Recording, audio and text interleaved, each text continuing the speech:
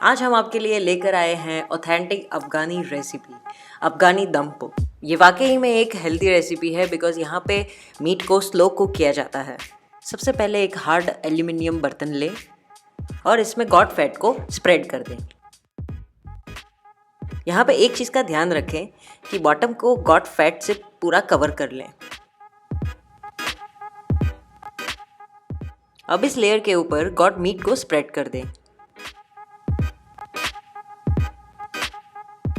इसमें आलू डालें, टमाटर डालें, हरी मिर्च और अब इसमें नमक, काली मिर्च और नींबू जूस डाल दें। अब इस बर्तन को मैदे से अच्छी तरह से पैक कर लें।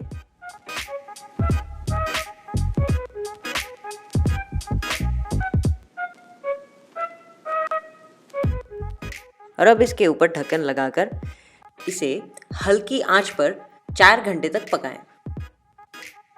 ये पूरी तरह से तैयार है और अफ़गानी दम पुख्त को आप प्लेट में गर्मा गर्म सर्व करें और इसे विदाउट एनी चटनीज़ ऐसे ही रॉ खाएं और इसका मज़ा उठाएं। इसे बकरी ईद में ज़रूर बनाएं।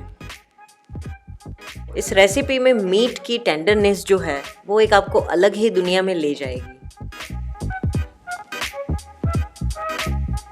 Subscribe to our YouTube channel, like us on Facebook to get daily recipe videos और अब हम मिलेंगे कल नई रेसिपीज़ के साथ।